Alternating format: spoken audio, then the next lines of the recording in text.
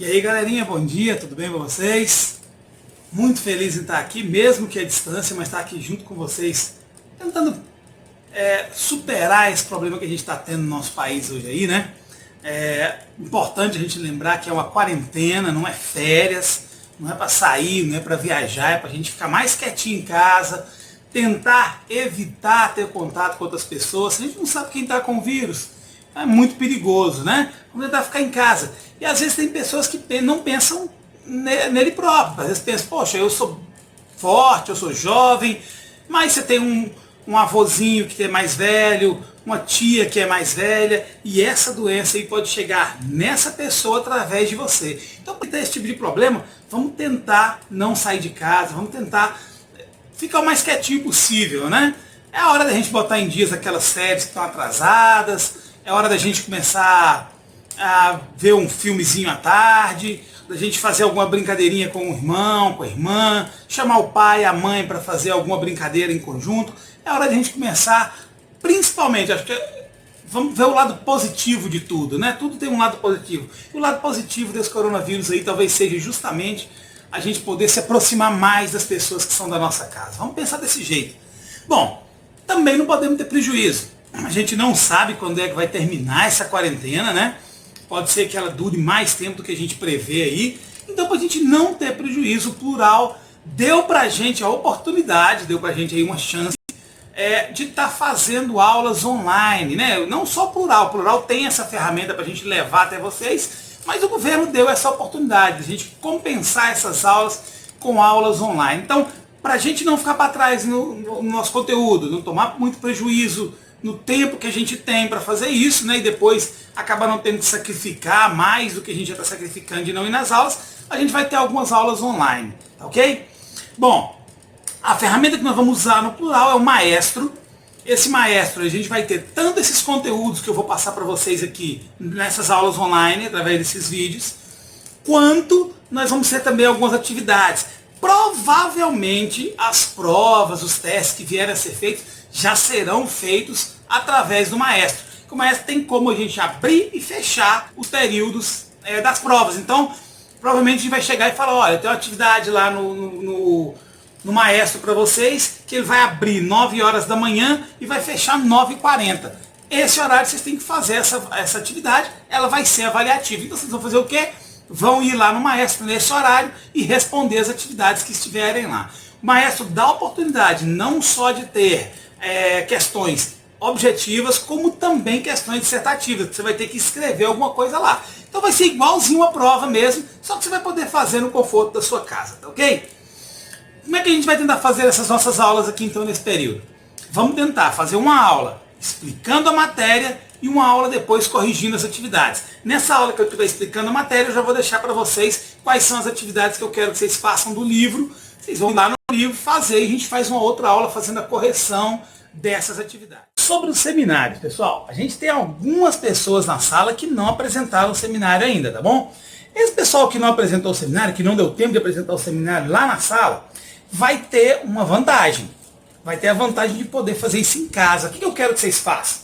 Eu quero que vocês filmem, igual eu estou fazendo aqui, eu quero que vocês façam a filmagem da apresentação de vocês. Vocês vão apresentar o seminário e me enviar pelo WhatsApp o vídeo. O que eu vou fazer? Eu vou avaliar esse seminário desses que ainda não apresentaram pelo vídeo que vocês vão estar me enviando. Ah, já sei que vai ter um monte de gente falando, mas vai ser uma vantagem para essas pessoas, porque eles vão estar apresentando sozinho na casa deles, eles não vão estar com a pressão de uma sala cheia de aula. Gente, eu sei disso, mas agora é o jeito que a gente tem para terminar esse seminário. Se Deus quiser, a gente vai ter aí, né, logo, fim dessa quarentena, a gente faz um outro seminário nos próximos bimestres aí pra frente, certinho, com todo mundo na sala, vai ser uma beleza, todo mundo vai poder se superar, vencer esse nervosismo apresentando. Mas apresentar também na frente da câmera não é fácil, eu já vi isso, não estou muito confortável aqui, prefiro muito mais a sala de aula. Então essa galerinha que tem que apresentar, vai chegar lá, vai fazer a filmagem da parte que você tem e vai me mandar no WhatsApp falando, olha professor, a minha parte era página tal, esse conteúdo, e estou apresentando para o senhor aqui agora. Apresenta para mim, beleza, eu vou dar nota para vocês através disso daí, tá bom? Outra coisa, nessa aula a gente vai falar um pouquinho sobre o processo de consolidação das políticas, tanto do nazismo quanto do fascismo, ok? Bom, então vamos dividir em duas principais partes, né? Primeiro falando sobre o que foi o fascismo, como é que foi. Depois a gente vai falar um pouquinho sobre o nazismo, como é que foi esse nazismo, o que foi, como é que foi esse nazismo. E aí a gente entra falando das características gerais desses sistemas políticos, né, que aconteceram na Alemanha e na Itália, quais eram as características desses processos. E a gente encerra falando das principais diferenças entre eles, ok? Então vamos lá. Primeira coisa que a gente vai falar vamos falar primeiro sobre o fascismo, né? Para a gente falar sobre esses dois sistemas, né? Esses dois sistemas totalitários que tiveram, né? O fascismo e o nazismo, a gente tem que estar falando um pouquinho sobre o que vinha acontecendo antes desses processos começarem a entrar em vigor. Por exemplo, falarmos um pouquinho sobre o que foi a crise de 29. Na crise de 29, lá a gente sabe que os Estados Unidos perdeu poder financeiro econômico e isso refletiu diretamente na Alemanha e na Itália. Por quê? Porque durante o processo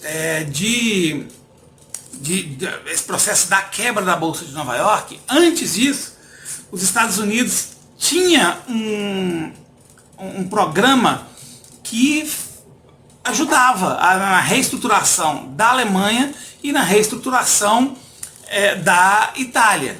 E o que aconteceu nesse processo? Como os Estados Unidos perdeu o poder financeiro, ele parou de investir nessas duas potências.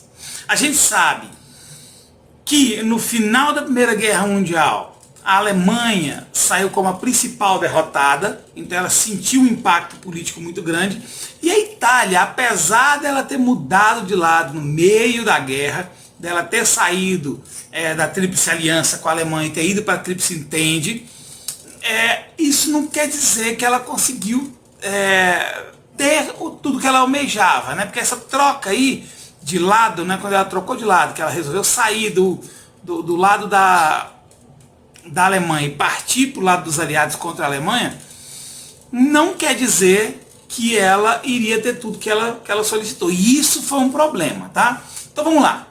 Primeira coisa, o que pesou para que surgisse esse fascismo? Primeira coisa que pesou foi a insatisfação da Itália no pós-guerra, né? Ela estava muito descontente porque ela mudou para a Tríplice Aliança e o intuito dessa mudança era que ela recebesse alguns territórios do Império Austro-Húngaro, né, que estava se desfazendo, e esse Império Austro-Húngaro se desfazendo, a Itália acreditava que ela pudesse adquirir alguns territórios, só que isso não aconteceu, né? A França e a Inglaterra, que prometeram esses territórios, resolveram anexar esses territórios ao território que seria futuramente a Iugoslávia. Então, a Itália se sentiu muito ferida com isso. Quer dizer, nós entramos na guerra à toa, nós entramos na guerra atrás de terra. No meio da guerra, eles conseguiram retomar o poder na Itália e partiram para o lado da Tríplice Entente, e mesmo assim, indo para o lado da Tríplice Entente, ela ainda não conseguiria esses avanços. Então isso deixou a Itália um pouco frustrada. Nesse período, é importante a gente entender que passava também por um período de crise econômica muito grande na Itália. Tá? Um aumento de inflação, um grande desemprego, e com isso começou a surgir uma série de greves e de mobilização de trabalhadores em busca de salários melhores, de condição de vida melhor, e automaticamente alguns movimentos socialistas começaram a aparecer na Itália. Resultado disso, na época, o rei, né, o rei Vítor Emanuel III, nomeou uma pessoa que seria de extrema importância dentro da Itália nesse período. Ele nomeou Benito Mussolini. Benito Mussolini passaria a ser o primeiro-ministro do rei Emanuel III, Vítor Emanuel III. E esse episódio fez com que começasse a surgir na Itália um partido fascista. E esse partido fascista, né, o Partido Nacional Fascista, o PNF, Mussolini na época era um ex-combatente, né, da Itália na Primeira Guerra, um ex-jornalista também, então um cara que tinha muito respeito, ele recebeu muito apoio da sociedade para esse partido fascista, lutando especificamente contra o socialismo na Itália. O que acontece então? Em 1927 foi feito uma carta solicitando melhores leis trabalhistas, né, na Itália. Essas melhores leis trabalhistas partiu do próprio Mussolini, que ganhou ainda mais respeito com isso. Porque que acontece? Vamos entender, a Itália estava vindo do processo em que ela queria sair dessa crise, queria passar por cima dessa crise. E o que acontecia nessa contramão? Vinha um grupo socialista tentando trabalhar em cima dessa crise. Mussolini conseguiu abafar esses grupos socialistas e ainda que meio que assombrava a Itália na época, né? Ela não queria o socialismo lá. Então, além de esmagar esses grupos socialistas, ela veio com uma proposta de melhores leis trabalhistas. Outra questão que foi muito importante também foi um tratado que foi feito, né? Ficou conhecido como Concordata de São João de Latrão, em 1929, mais popularmente conhecido como Tratado de Latrão, que fez o quê? Fez uma aliança muito importante com a Igreja Católica. Porque a Itália, na verdade, Roma, na verdade, né, vem de um histórico com a Igreja Católica muito grande. Lá atrás, no começo, ela perseguiu a Igreja Católica, né, na época de Cristo ela perseguia. Futuramente, ela iria simpatizar com essa religião católica, e essa religião católica passaria a ser a religião fundamental dentro da Itália, de Roma. Mais para frente ela voltaria novamente a não ser uma religião, a religião principal da Itália. A Itália passaria a ser Estado laico.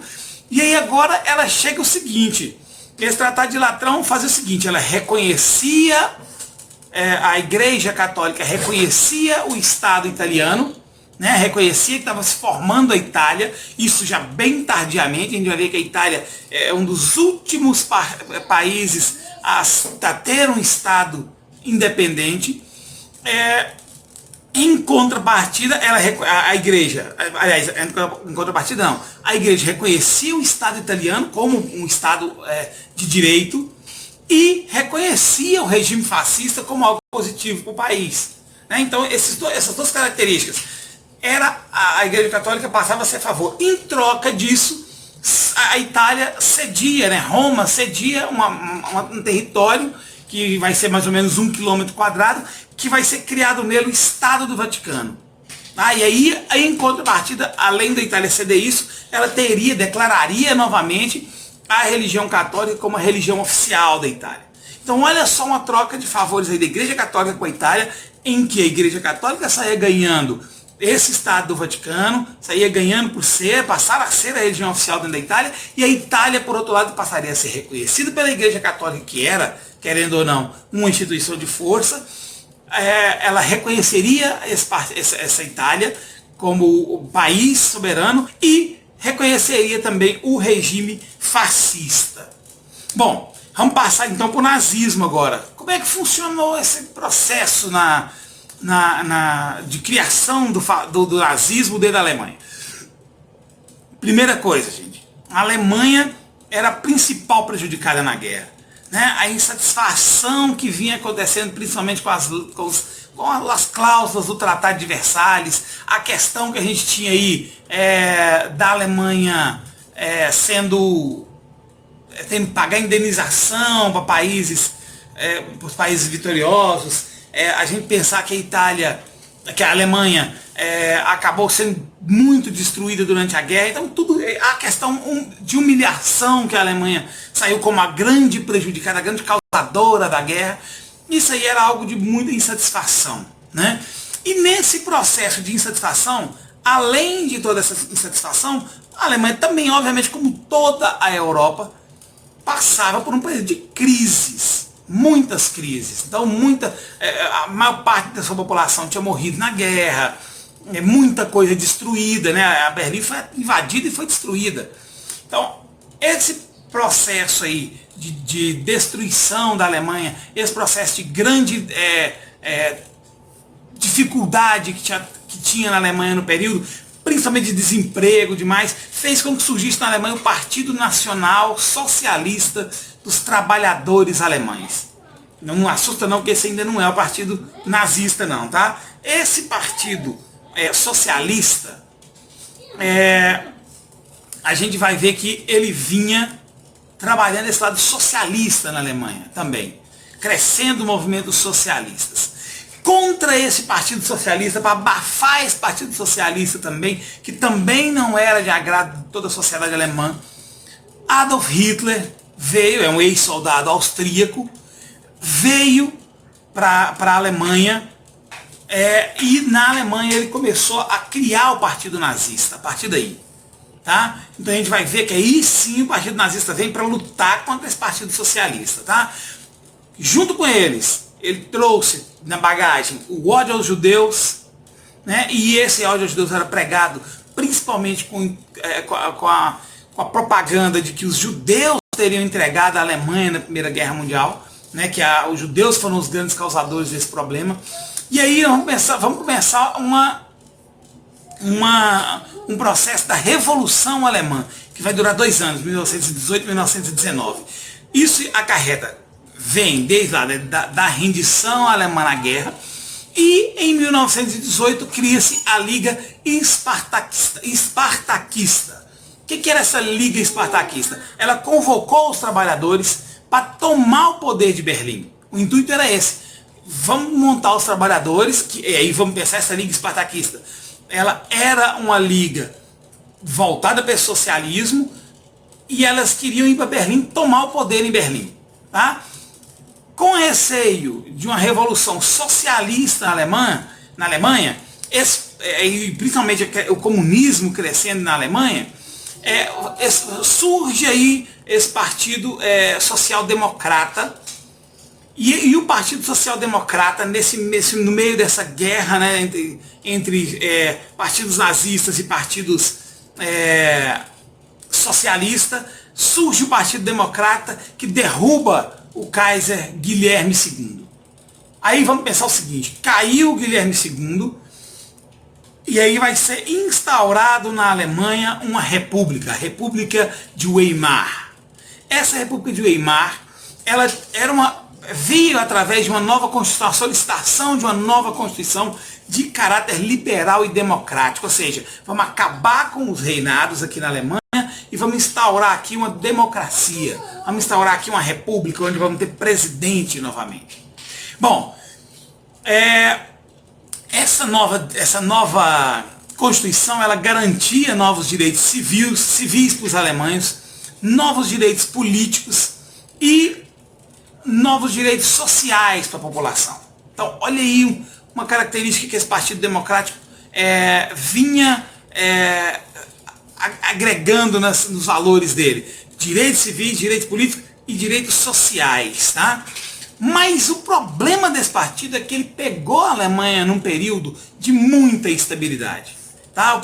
Era instável, principalmente porque foi nesse período, em 1918, que foi concretizado, criado mesmo, propriamente dito, o Tratado de Versalhes, que agravou muito a Alemanha nesse período. Então o que acontece? Esse partido nazista, que já tinha sido fundado aí por Hitler, né? Fundação do Partido Nazista, o nome era Partido Nazista Socialista dos Trabalhadores Alemães. Desculpa, esse partido não era o de Hitler, o Partido Socialista Alemão era o partido a favor dos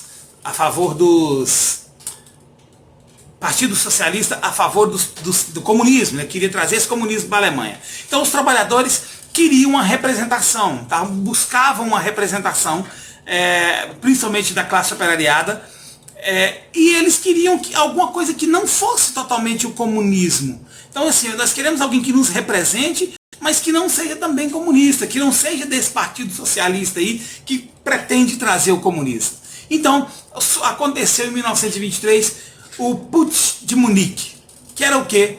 Era a tentativa dos nazistas fazerem um golpe de Estado na Alemanha e tomar o poder tomar o poder desse partido democrata, né? Esse partido social-democrata já estava instável, não era, nessa República de Weimar não era estável, ela era meio oscilosa. Então, esse partido nazista, aproveitando esse ensejo da população de querer uma representante do povo, mas que não fosse também comunista, que os nazistas tentaram tomar o poder na Alemanha. Tentaram tomar o poder por quê? Porque não conseguiram.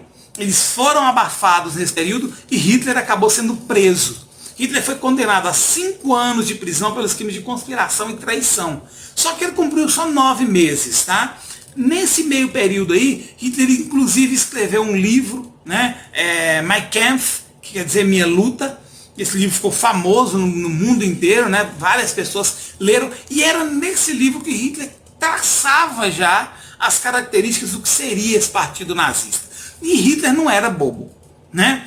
Hitler não era bobo mesmo, porque esse partido nazista ele vinha cheio de características que enalteciam a Alemanha, que falavam que a Alemanha não podia ficar na situação que ela estava, que tinha que tirar a Alemanha dessa crise, dessa humilhação, para voltar uma Alemanha forte, né? Então, esse discurso de Hitler no Mein Kampf acabou fazendo com que ele ganhasse muita força. Vamos falar um pouquinho aqui dos reflexos da crise na Alemanha.